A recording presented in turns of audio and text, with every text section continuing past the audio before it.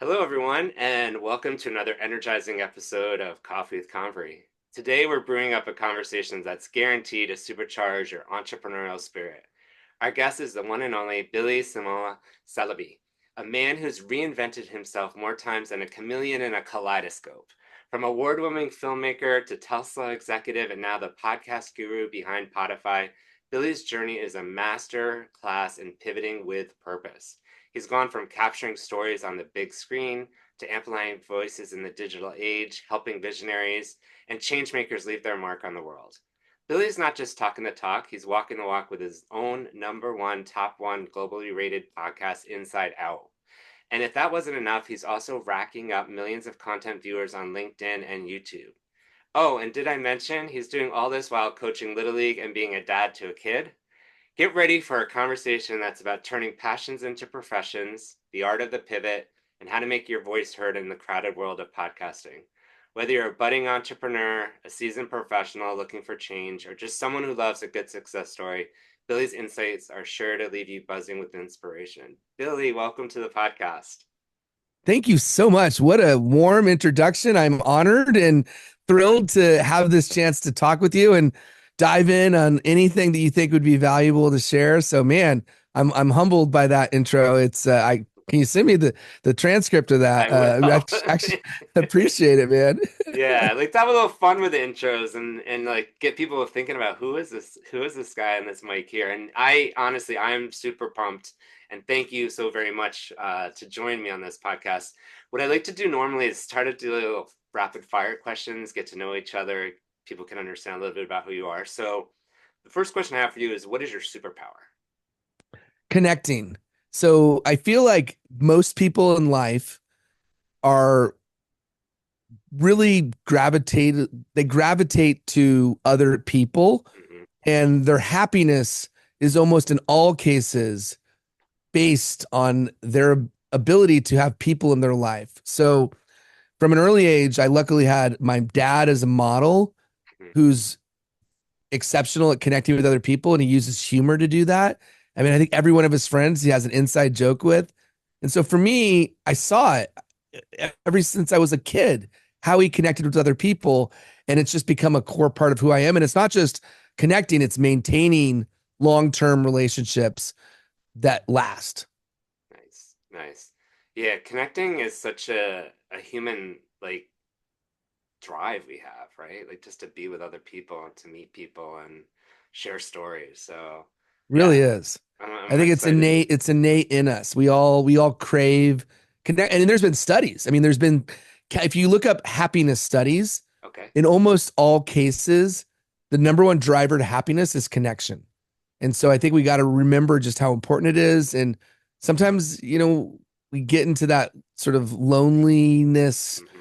thing that we maybe find that's easier to do. It's not as much work, but ultimately our mental health suffers because we are kind of on an island. Yeah, absolutely. One of the other questions I'd like to ask you, I'm keen on senses and what people think about senses. And one of the ones that I always want to ask my guests, and it's an interesting one. I've had every type of answer, but what is your favorite smell? Oh, I've thought of this before. So, yes, I do like that. And there's a name for it. I like the smell when it first starts raining and it's on asphalt. So that's the first thing that comes to my Oh my mind. And God, there's a I know. name for it. I But then you can't minimize the smell of fresh garlic being cooked. I'm a big garlic guy. So I'll mm, put them as a tie. okay, both as soon as you said it, I could hear the rain hitting the pavement and the smell. I know. Exactly. So cool. What is the best compliment you've ever received? Ooh, that's a good question. Best compliment I've ever received. I think the best one, and I can't say this was the exact wording, but it's when I've helped people in their career be something that they didn't believe they were able Mm, to do. Like they achieved more than they thought, and I played a role in that because of the training that I did or the coaching that I did, or they were on my team. And I'm grateful that I've had many opportunities to work with people, helping them be better at what they were doing. And mostly that was in sales, because I was a sales trainer and a sales leader, and led organizations that did training in the sales world. So that to me is the greatest compliment, that I helped them in some way be more successful in their role. That's amazing. I think more than ever we need more Billies in the world, because that is Oh, something that, no, I mean it. Like right now, people are looking for that boost, right? Or just kind of thinking through things, and I appreciate you take that to heart, because we definitely need that. well, If you I'll just had, say, let me just add yeah, to the, thank you for saying that. absolutely, And really it means a lot. And what I think, we as humans, we are often sadly our own worst enemy, because and I think it's an evolutionary thing where we have this voice in our head, this little yeah, monster that says we can't do something, or we're not deserving, or we're not meant to do this. And it's a detractor. It's coming into our head, and it's giving all the reasons why we can't, shouldn't do something. And I think it's protecting us potentially from putting ourselves in harm's way or risk. But like, we're no longer being chased by lions. And so I do think we need to give ourselves a talk, but we also need people in our lives who are also yeah, able to bring us up and help us have a positive state of mind, kind of silencing that inner voice that is naturally there. It's there. You'll hear it. And especially if you're in tune with it, you'll hear it prop up. Just do your best to say, you know what? That's just a voice in my head. yep. It's here because it's here to protect me, but I don't need that voice. I could turn it down. Absolutely, absolutely. And sometimes we give it a name, imposter syndrome, other things, and we've all been there. I mean, everyone, I don't know anyone that hasn't, and if they say they haven't, they're not telling you the truth, right? We've That's all true. felt that at some point. Um, Go-to snack, what's yours? Ooh, I love these questions. The immediate thing that comes to my mind is nachos. It's like nachos is Really? like a meal too, but Yeah. like I'm a nacho guy. So give me some nachos, loaded up with jalapenos. I'm a Okay. happy guy. I love it. I love What it. about you? I'm curious. What's your snack? I, you know, I I've become more and more of a sweet tooth than a savory guy. Like I don't know why over the last, it doesn't help having more of those sweet tooth, but I really I love anything with peanut butter. Like Okay. Nice. so Yeah. Reese's peanut butter cups are a big deal for me, and Oh, they're classic. I I had one love of them them. yesterday. Yeah, so that's kind of my thing. You can even put peanut butter with the pretzels. There it is, the sweet and savory. Mm, I love yep. peanut butter and Yeah. candy, so that's kind of There sweets. you go. That's a good one. Um, Favorite subject in school? My favorite subject in school, as I reflect and look back, nowadays I would love to study history, but I didn't then. It's Yeah. so funny as we mature and we get older. It's not that I didn't like history, but it wasn't my favorite. Probably English. I loved Okay. writing. Ah, So I think in school it was English. Nowadays, I'm fascinated by history and business. gotcha. Makes sense. I think it does make sense because as you age, your taste change, your ideas of what you're interested changes as well. Yeah. Given this podcast is aimed at, as I was saying to you earlier, it's sort of like create your own jungle gym, do your own thing, to find your own success. But we all start somewhere. What was the very first job you had? 15 years old, I worked at Baskin Robbins, Okay. scooping ice cream. That was the first, call it, people oriented job that I had amongst many. I worked in the service and restaurant business for a Wow. decade. And so I got to scoop ice cream for Ozzy Osbourne. Wow. I lived and worked in a my parents rented, but it was a very nice area called Pacific Palisades. So I had a lot of famous people who'd bring their kids in and we would serve them ice cream. So it was a fun first job for me. Oh my And God. as a benefit, I got to eat ice cream. There you go. There you go. Was there Friendlies out that way?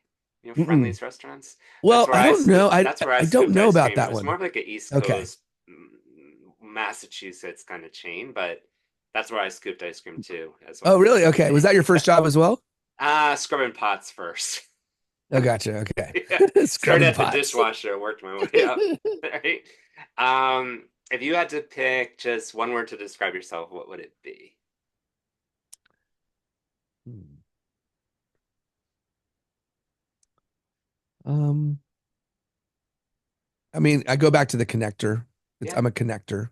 no, that's a good So one. one word that embodies who I am is connection. There is one other word that comes to mind, which is I love to create experiences I love that that. are memorable. It's not Yeah. one word. So experience would be the word. Yeah. I kind of thrive. I guess I'm a people pleaser. I thrive on this idea of I want to see people's reaction. So it's like right now I have on my front yard, I have a haunted house that's being built. Oh, It's 10 by 10 canopies, and there's a maze throughout, and I'm talking hundreds of people come from the neighborhood. And my son's getting calls. You doing the haunted house this year? And it's because I love seeing the reaction. I'm not even a big horror Halloween guy. yeah. I Yeah. love seeing the reaction. And so creating an experience, and that's what I did in corporate too, creating experiences and training and figuring out ways to like, how do I surprise people? How do I create, instead of it being a sales training, maybe it's a sales training where we do American Idol for role playing, and it's Randy, Simon, and Paula giving critical feedback. I kind of like the old school American Idol, or we do Family Feud, where we divide the class into two parts, and everybody's sharing their knowledge through this fun game, and it's just turning on its head, boring, and making it fun and Yeah. surprising. I love that because as you talked earlier too about experiences, like the people remember how you made them feel, right? They might not always Mm, remember what you said, but they always remember how you made them feel, and true. it's all about the experience. And I have to admit, I actually usually get into the Dracula and put the sounds on outside, cobwebs all around the house, but nothing like Yes. theirs. But anyways, it is. I love this time of year too. It's a nice time of year, fall. But all right, let's jump into it. First of all, you have worn so many hats in your career. Mm. Filmmaker, Tesla exec, podcast guru. What's your secret sauce for reinventing yourself, and how can our listeners cultivate some of that adaptability in today's fast-paced, changing world? Do you think? Well, first, I think being a lifelong learner Hmm. and never settling. I, I think we have, especially now, we have so much knowledge at our fingertips, but we have to go out there and we have to actively seek it, Yep. but not just that, it's application. So, Gotcha. how are you applying what you're learning as quickly as possible? And then beyond that, how do you then teach it? So, it's learn, apply, teach. If you could do those three things on repeat, you're going to be adaptable to any industry. And there's such a thing as rookie smarts, by the way. There's a great book by Liz Wiseman who I interviewed on my podcast, and she's a very gifted leadership coach, or I should say thought leader. She's a thought leader in the space of leadership. Okay. And the book is about this idea that if you don't know something, that doesn't preclude you from taking it on. In fact, you're going to come with no preconceived experience or notion of what good looks like or what it should be. That's what happened with me in training. Why did I create American Idol for role playing? It's because I didn't have any like formal training on how to do a sales training event. I just said, well, Gotcha. what's going to be the most fun, interesting way to do this? I brought my rookie smarts. So I think bringing your rookie smarts to the table is not a bad idea. In fact, it's a good idea. Lean into that, and don't shy away from all the experiences that exist out there that you could find through ChatGPT, through YouTube, through asking people who've done it before. Both are true, and then you get to pick and choose what's going to be the thing that you start to use in this new thing that you're doing. I love that. And I love the idea of rookie smarts. And I think even to some of the employers, and there's a lot of recruiters that listen to this podcast too, and talent and things. And I think sometimes we underestimate the rookie smarts, even when it comes to employment and Yes. taking in ideas. And sometimes the best ideas will come from those around you, or even, I'm not a big hierarchy guy, but title wise, someone who's below you in the hierarchy, Mhm. they bring fresh perspectives, and if you open your mind, you'll really, innovation will flow, I think. That's so true. Right. Let's talk about Tesla. I mean, you left this high flying career to dive into podcasting, pretty epic leap. Can you walk Yeah. us through the moment of decision and how, you mustered, I don't know if it's really the courage, but how did you follow your passion Yeah. and know like what it means to leave? Sometimes people will look at that as a safe path, like, oh, it's security, Yeah. it was safe. We know that that's not always the case from the outside looking in, but Yeah. yeah, what can you say about that? Great question. And I reflect on this a lot because growing up, I kind of always thought I'd be an entrepreneur. and I never went that path. With the exception of my movie, which you could argue, I started a production company and I made a movie and it got won awards and got picked up for distribution, which was amazing, but it wasn't a smashing financial success. Like I made an independent movie and yeah, it was on Netflix and still can be seen on YouTube and it was on Amazon. Like by all accounts, it was a success. But when I left because I got by accident into the solar space, total accident. And I immediately had success in sales. And the reason I had success in sales is because I spent a decade working in restaurants. To serve, I think, is the root of sales. And if you're able to serve people, if you're able to understand what they need and then provide them value and clarity around how what you offer can accommodate the need that they have, either the known need or the need that you help them uncover, and you could give that to them, offer that to them in a compelling way, people are going to be more likely to do it. And so to your question about like, hey, well, how did I do that pivot?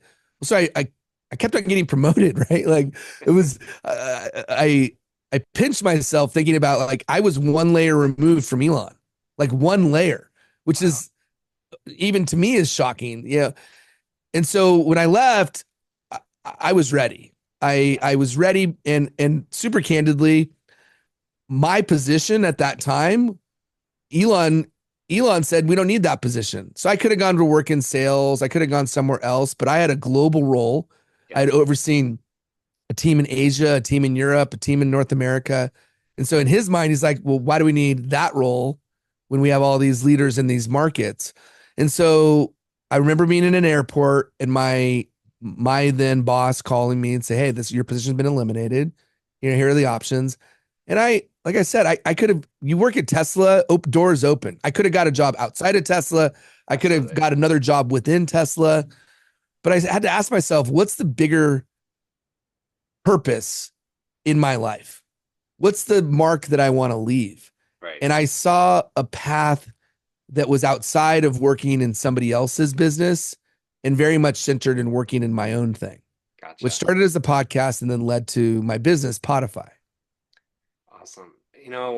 Can you talk a little bit about your film? I'm curious for the listeners, Yeah, like, how that all got sorted and totally. the Yeah. name and all. So going back to like what I said earlier, which is I didn't love history and I also didn't love business in school, especially in college. I took econ and I was like, man, this sucks. I don't want to sit Yeah. econ class. So I switched majors. I switched and became a major. And like any good film student does, you figure out, well, how am I going to apply this? And I live in LA, so of course LA is known for movies. Despite the fact that nowadays most movies are made in Canada or made other places Yeah. and that sort of thing. But at the time, I said, okay, let me figure out what I want to do. I worked on a bunch of big budget productions, doing a wide variety of things, mostly production work. And then I started writing my own movie, and I had experimented with the drug ecstasy. So I said, they said, write what you know. And I said, okay, well, I know that world. And I didn't think there was a story that really centered around the drug. So I made a movie called Rolling.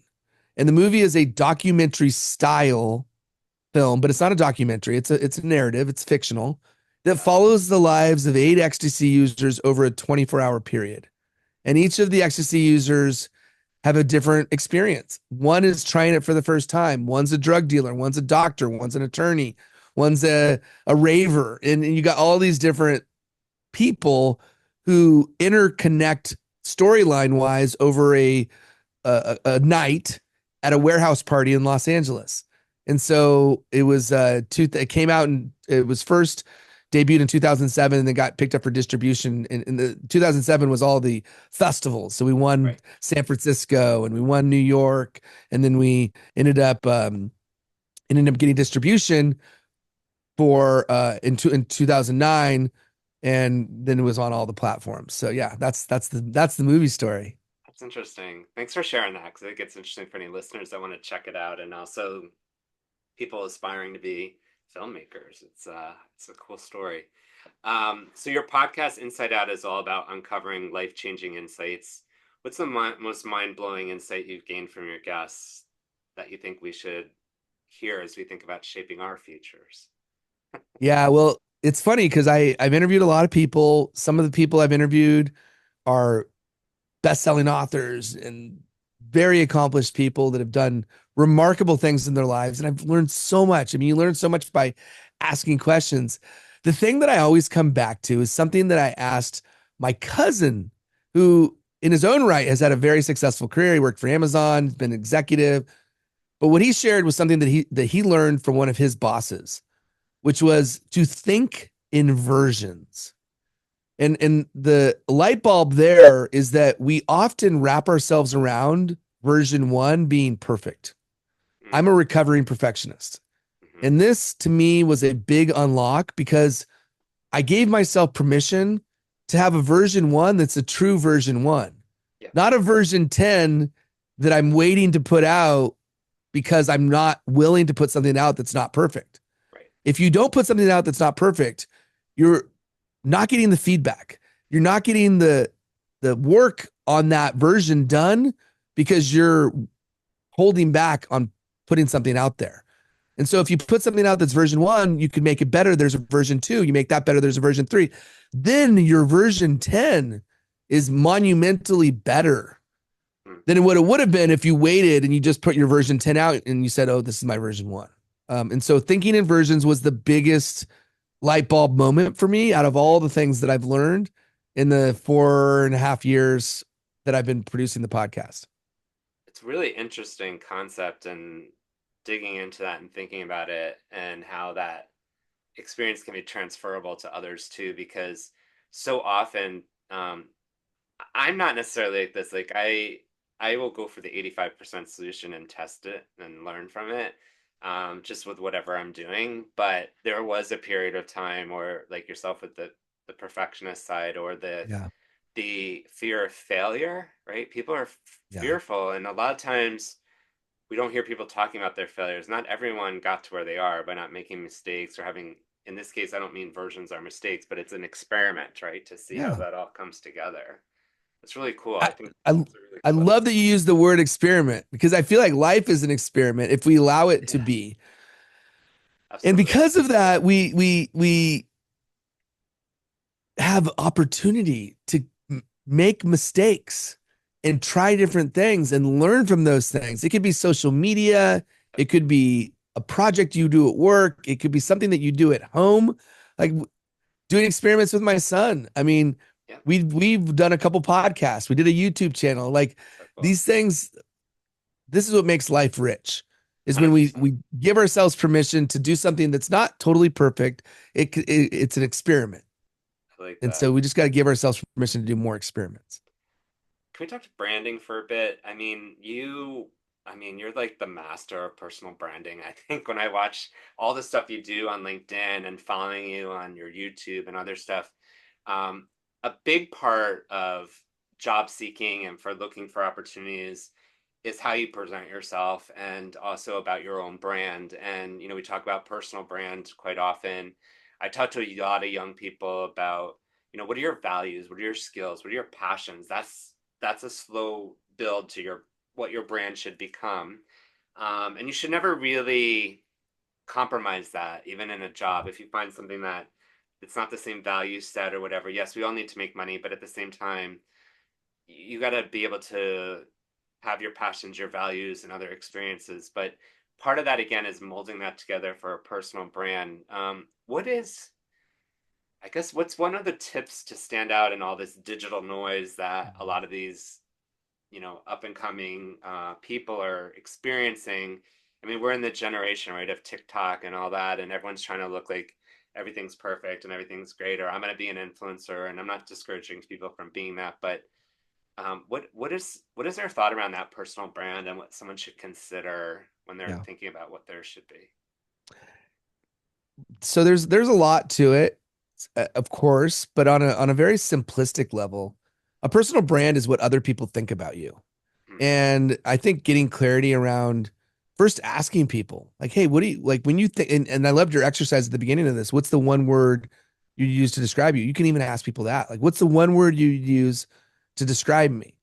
And I think there is value in getting feedback from the people who you're close to, Hmm. because they're going to know you really well. They're going to know things about you, and their perception of you might be different than what you think the perception is. And if they're honest and they give you that direct feedback. So I think that's one big picture thing you could do. And then the other thing I'm a huge believer in is have a conversation with ChatGPT, because ChatGPT's Yeah, got no dog in the fight. that's And true. and so give ChatGPT your current bio and say, ask ChatGPT what's my brand based on this, and then see how that sits, and then Great. actually ask ChatGPT to give feedback. Say, who's the biggest branding expert in the world? Provide hypercritical feedback. Be brutally blunt and honest. How does this brand sit? Like, what's good about it? What's bad about it? And what you're effectively doing is you're having this back and forth going with all of man's humanity in one single go. It's amazing.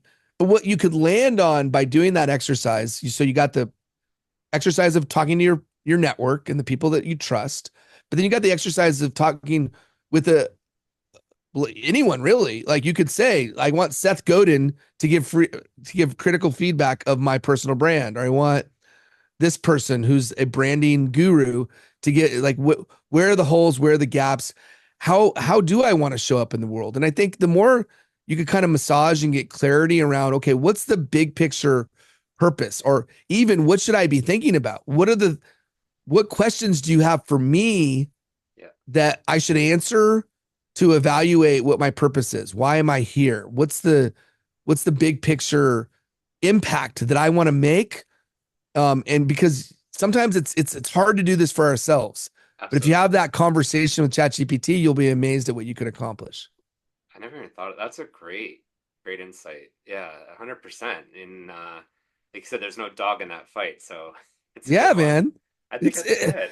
That's a really good people one. are afraid to embrace, and I would say, like, a lot of people are totally embracing it, but I think there's a lot of people who are resistant because they're holding on to quote unquote humanity. Yeah. Listen, ChatGPT is taken from the All of all the us. learning that it's done. Right. It's Right. to not use it is shocking. And Hmm. so just it's about who uses it best. How do you use it to better understand yourself? It's like, you could even say, you could put your name in there. Like, I've done this. I did this recently. Yeah. Who am I? Or like, how would you describe Billy Samoa Saleebey? And it was actually shockingly accurate. I was like, wow, it's amazing to think about. Like, it Yeah. knows me. Get the pro version, by the way. Like, don't just have the normal version. Pay the $20, get the pro version. And then I am on ChatGPT probably 1 to 3 hours a day Yep. minimum. Yeah. Hey, I'm with you. I'm with you. It's nothing to be afraid of. I think it's something to help us just even from productivity perspective, a thought process, all these things you can do with it. It's pretty incredible. And you're right about it's I did it a few times too recently, and it kind of nailed me with what my passions are. Like, it all about youth and students. I was like, wow, how did they know all that? Right. But it's true. I know, right? It's It is cool. kind of it's and just imagine, this is just the The tip of the beginning. iceberg, I right? Like, know. Oh my God. where Yeah. this is going is like, It's gonna be crazy. wow.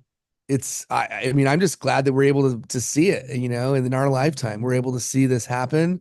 Yeah. And I'm of course there's some fear, like this will take, I would estimate, this is going to sound crazy, but not really, like 90% of all jobs that exist today will be completely changed to AI. Now, Yeah. that's scary because that's a lot of jobs. Now, how quickly that will happen, I don't know.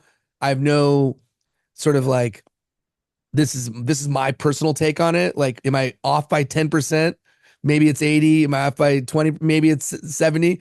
But it will happen. Yeah. And yet we as humans are going to adapt, because that's what we as humans do.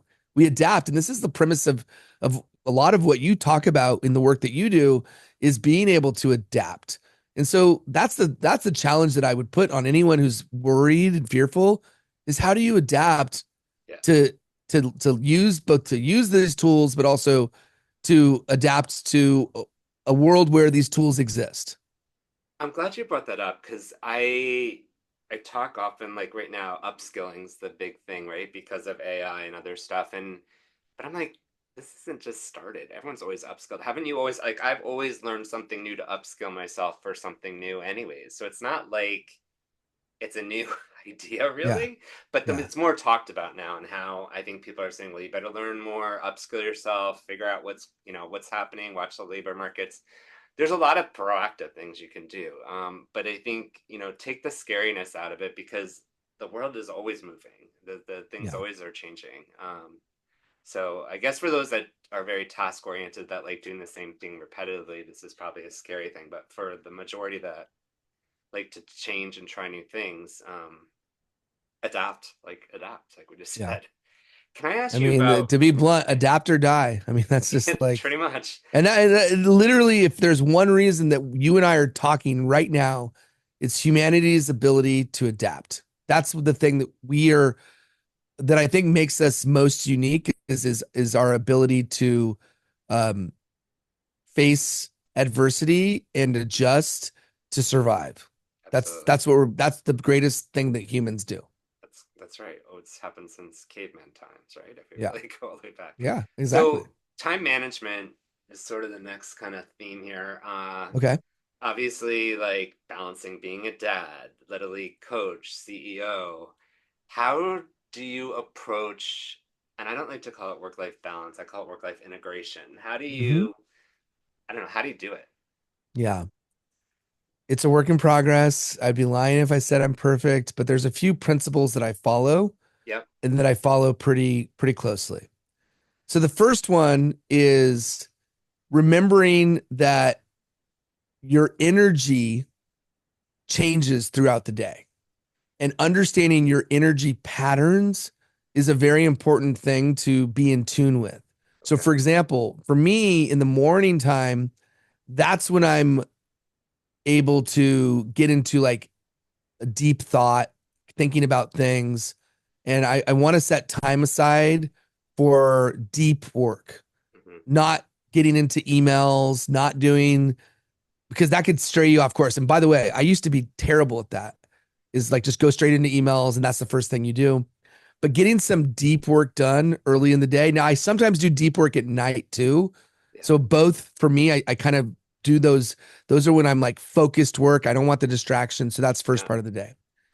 The other thing is, and by the way, check out Jeff Bezos. Jeff Bezos, he calls it puttering. He putters in the morning. He does his most important meeting at like 10 a.m., where he has to be really thinking.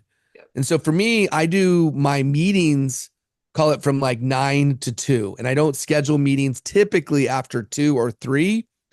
And then from 3 on, I budget time for follow up, business development.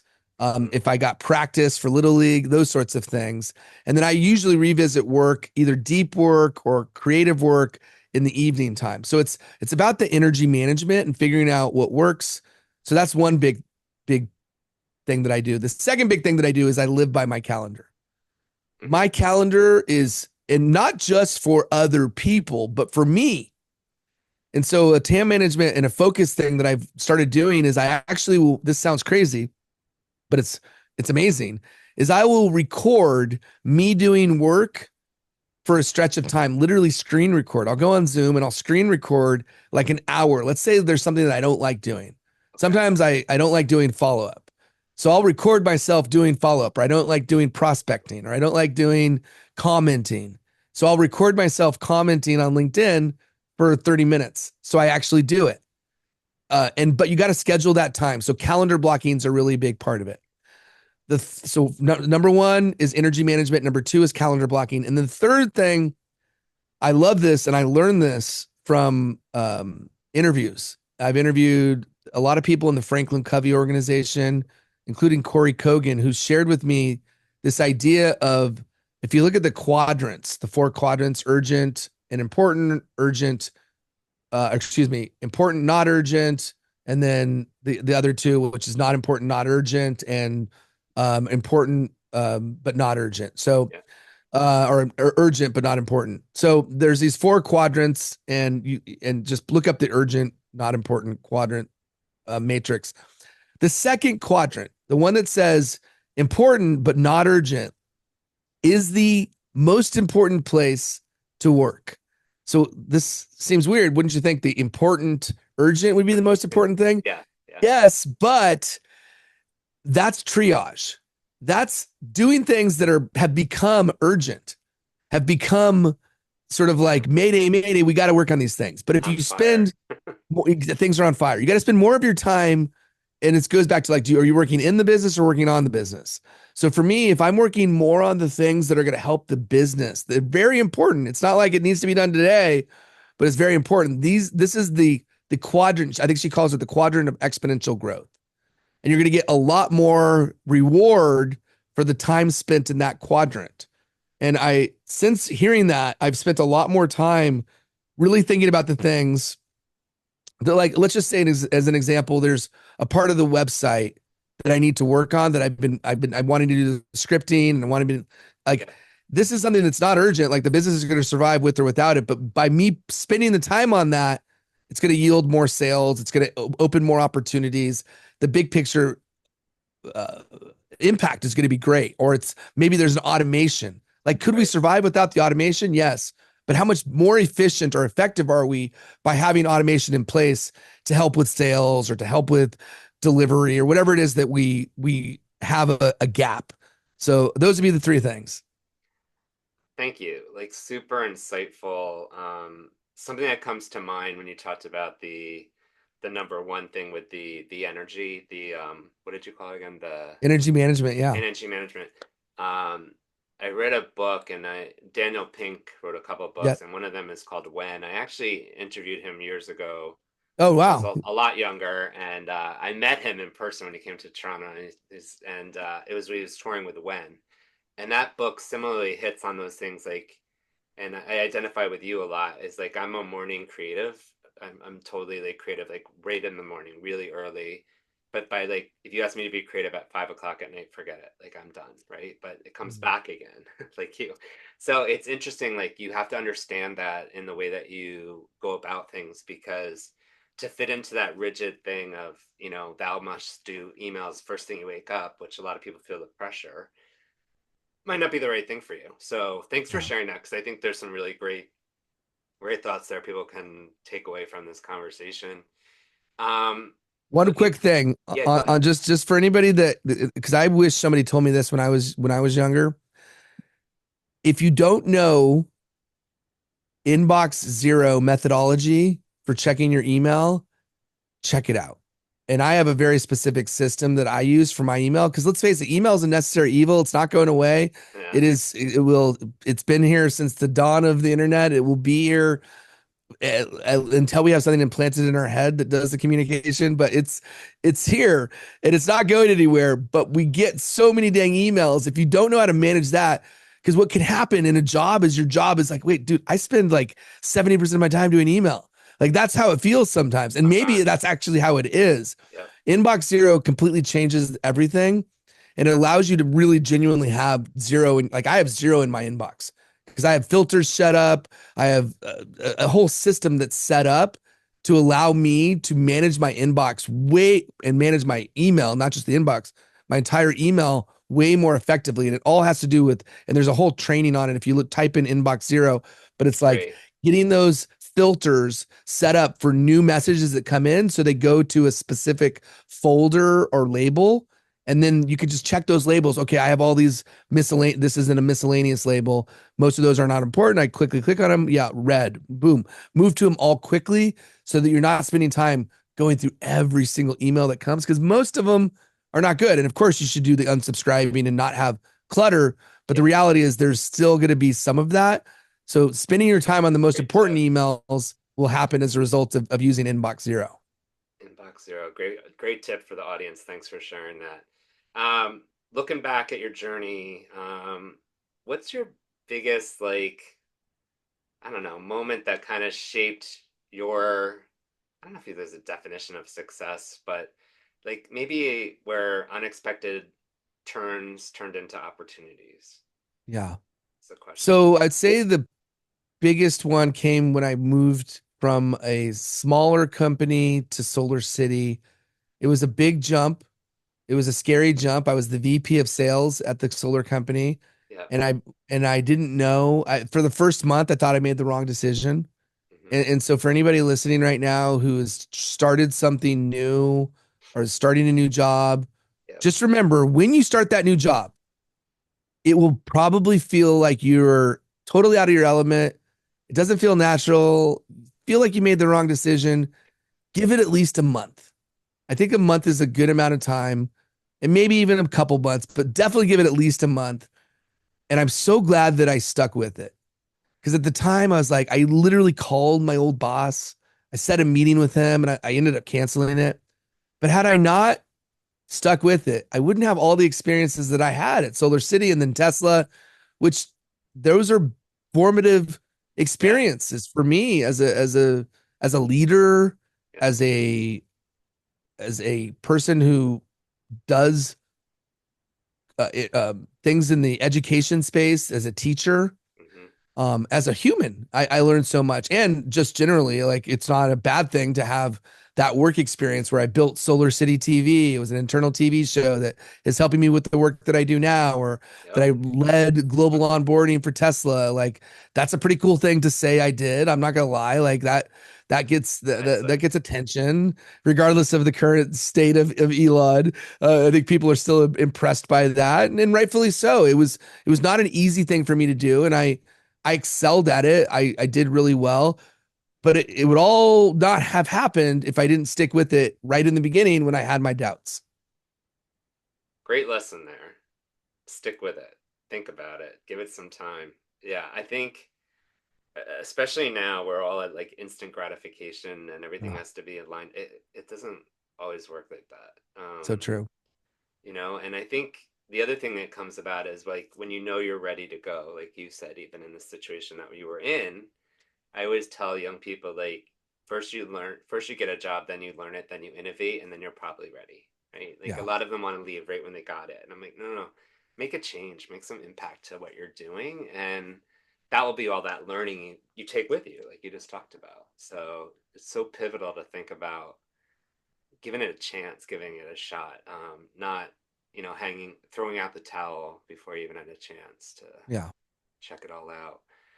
This has been such an amazing conversation. You have so much like insights and knowledge and tidbits and ideas and the emails and the other things. Like, thank you so much. Is there anything Yeah. that I didn't ask you that you wanted to impart or share with the listeners from your side before we consider ending this for today? Yeah.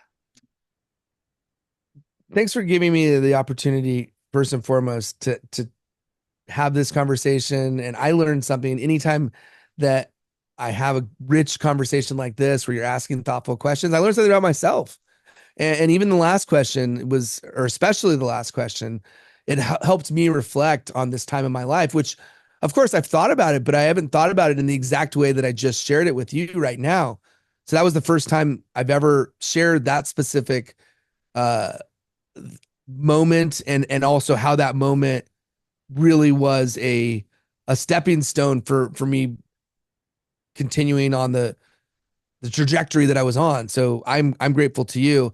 To answer your question and to round it out with maybe a final thought or an Sure. insight, I mentioned Elon. Elon's an interesting guy. A lot of people are curious about him. And, I was on conference calls with him, and there's just so much that I learned both through seeing how he operates, seeing how he thinks, and all those moments, even if it wasn't direct contact, it was indirect.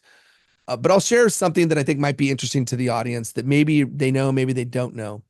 Is Elon uses this principle called first principles thinking. And the idea behind this is that we often reason by analogy, comparing what we're doing to other people, other things. Take a car, for example. He could have started, and he didn't actually start Tesla. He ended up acquiring it, and there's a whole backstory behind that. But he's really the reason Tesla became what it is, because he does not settle. He is looking at not all the other cars that have been created, but he's imagining, what if we created the car from the ground up? If no car existed, what would it look like? And so I Right. think in life we often think about what already exists and just say, okay, how do we make it incrementally better?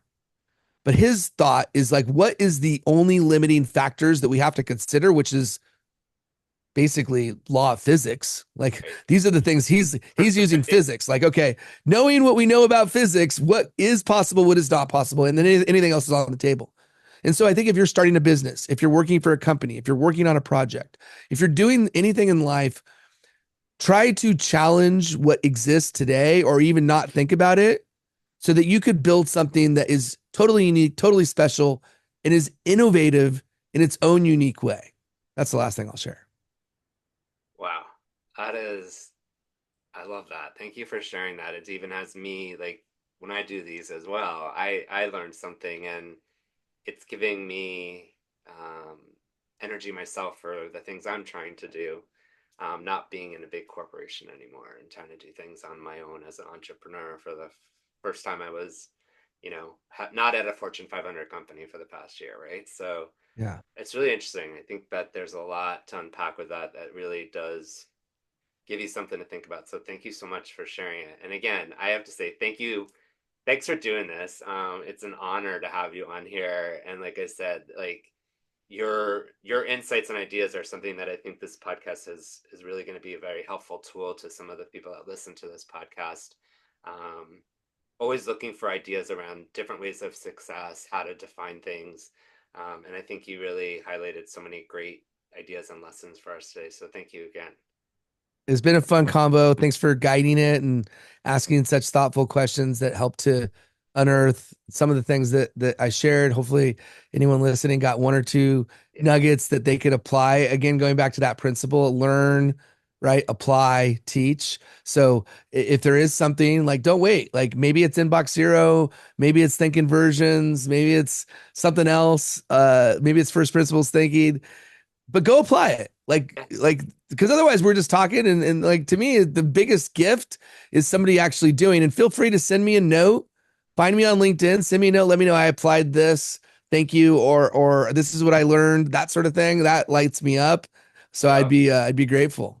That's awesome. Yeah, I agree with you. Like it's the actions that come from this are what's most rewarding, and to see that in action is going to be awesome. So, anyways, thank you again. Really great to see you. For our audience, thank you for joining us today. Hopefully, you picked up some new ideas and thoughts. You can follow us on Spotify, where you can find us. You can also find us now on YouTube. Just launched a channel this past week as we're starting to build that out. And don't forget, this is Coffee or Convery, where you can not necessarily have to climb the corporate ladder for success. You can build your own jungle gym. Until next time, stay well, and we'll see you soon. Thank you.